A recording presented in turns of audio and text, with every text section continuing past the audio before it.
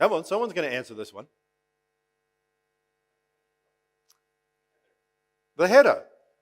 If I save that and come back a year later, has the block changed if that value hasn't? No. See, that's this wonderful thing with block headers and Bitcoin. Even if you want to live in your mum's basement and validate everything for the sake of validating everything, so you can sit on Twitter and go, I validated the blockchain. I'm better than you. You can. So your mum will be really proud of you. She'll know how important you are by keeping the nodes honest, because you can go out there and go on Twitter and do proof of Twitter poll, and people will know that you've kept everything safe. So back to this. These guys want fast. These guys want not so fast. These guys, Sometimes people might even want to randomly check. So when I was an auditor, we didn't check everything. I know, we're lazy. We would go out to companies and randomly select samples. Any idea why we did that? Why didn't we just check every entry ever made by every person in every organization?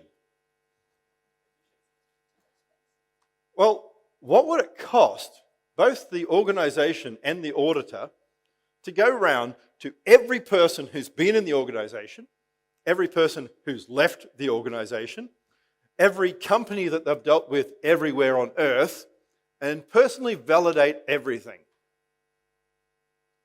Sound like a great idea? I mean, it's actually more effort than actually making the transaction in the first place. So don't trust verify. Next time you see a transaction, fly someone to the other side of the earth and interview the person who made the transaction so that you know it's real. And do that for every single transaction some big company like Microsoft does, because the world's safe. No. The reality here is we only need to check some. Statistics.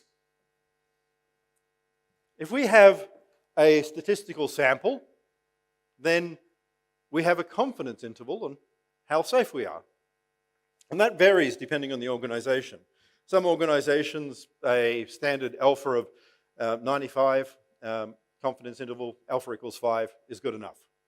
Others, it might be a 1% sample, which means you have bigger sample sizes to get the same amount of information. Go around further. Depends on the industry. Depends on the client. Depends on what government want you to do. All sorts of fun things. 1%, much harder, much more work. Bigger sample size, more checking. But you don't want to check everything. So if we then randomize this, and this is part of what I used to do in developing CAT software and things like that, CAAT, computer-aided audit technology, is go to the billions of entries that can be in a large listed company and select enough to have a 99% assurance that there are no material misstatements. Does that mean there's no errors? No. In blockchain, it can. In accounts, no. But material is based on, yes, I didn't catch that guy who stole a stapler, but we caught the executive who, well, bought himself a jet. That sort of thing. And which one do you think corporations care more about? The guy who's embezzling $1 billion, or the guy who's investing to make money by gambling on the stock market with ING, like borrowing money and then losing $4 billion, or the stapler? Yeah. I mean, if you've watched Office Space, staplers can be very important. But anyway, so multicast. Let's get back to this multicast stuff. If I send on multicast, rather than this n-1,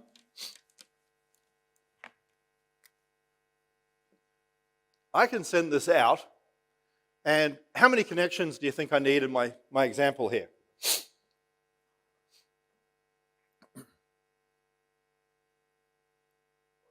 1?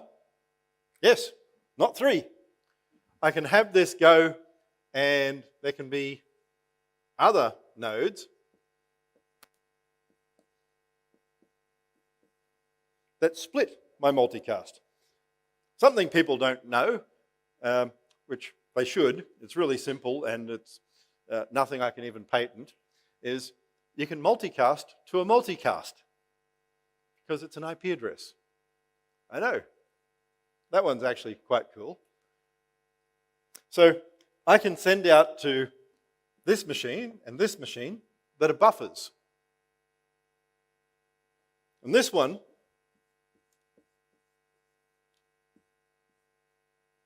is a fire hose, and everything gets spat out as fast as possible. And all of those nodes get things as quick as possible. And in a second or two, the whole block, even if it's a terabyte, will hit every single one of them. And you know what my network bandwidth is? It's not n-1. It's one link. And if I want to send out 10 gigabits worth of data, and I've got a 10 gigabit link, then I can do it.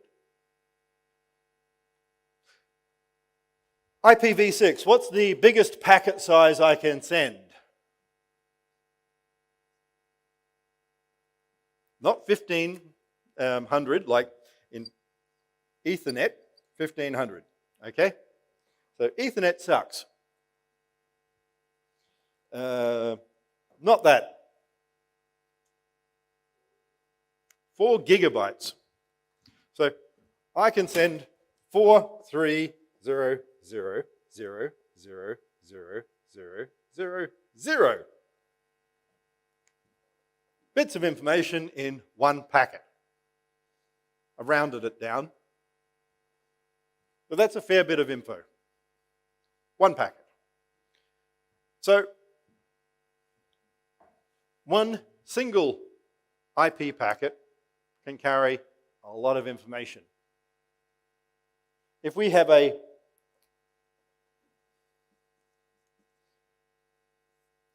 (43 gigabit block, I can do that in 10 packets. There are networks and network equipment that will do this. There are fiber equipment providers that will do this. If you want to pay enough money, because things are getting big and expensive and you're making money, there is stuff that will do this. Who knows what the fastest available equipment is right now?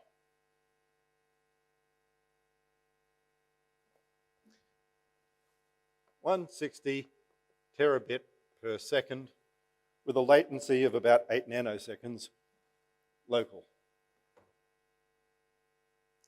Not used by many companies, only dark fiber, quant algo traders, etc.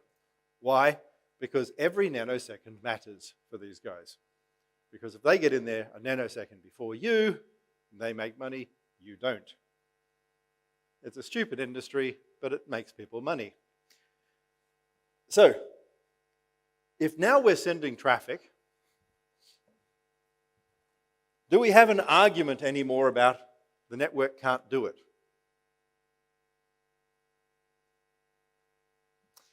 I can go out to BT today if I want to, and if I'm in London, and I can get a 100 gigabit connection. I can run out that fiber today. If I want to spend enough money, I could run that as a cable bundle, and I could have 16 of those put in. It'll probably take about 3 months to lay the fiber, etc. And I can have basically 1.6 terabit per second with low latency. Latency will then depend on a lot of other factors, like where the hell I'm putting my machine. Like if I decide that I want to have my machine in Surrey, like I do, I'm going to have more latency than if I have it right in a peering station in the centre of London. Why? Because in a peering centre in the centre of London, all those big Cisco machines, Juniper machines, and everything else are right there. And the longer you have, the more distance, the more latency. So if I put things right close to where the peering stations are, it's quick. Why would a miner want to decide to do that? So when I was with the Australian Stock Exchange, way back in ancient history, we built a data centre. And that data centre was actually in the exchange building. And lots of brokers decided to pay money to put their machines in the ASX data centre. It wasn't the prettiest data centre. It wasn't the biggest data centre. It wasn't going to give you as much internet bandwidth as, say, the Telstra backbone peering data centre. Why do you think lots and lots of brokers decided to spend way more than they would with Telstra to set machines up in the ASX data centre? Latency, yeah. If you are 8 milliseconds away, and that's in Telstra, but someone else is 1 millisecond, what does that mean for algo traders? They get there before you. Now, in buying and selling, who wins? He who is first. If your trade goes through and you're 7 milliseconds late, do you get to go, but I wanted it too. I made the same offer. You think that works? Do we have a playground mentality?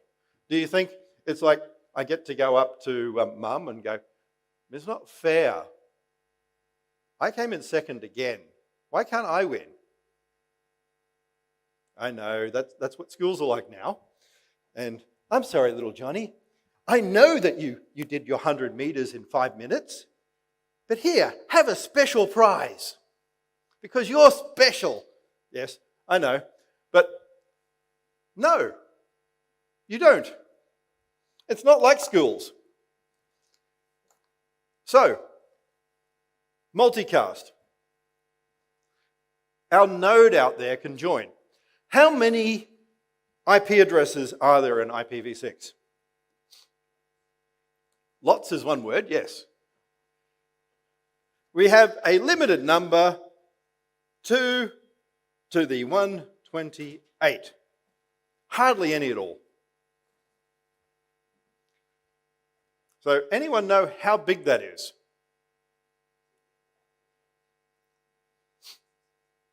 Yeah, it's basically enough that if we take every atom in the known universe, we can assign an IP address. There is technically one little problem with that. There is no known way of assigning an IP address to an atom. So, I mean, technically you could build a machine to reference everything, but they're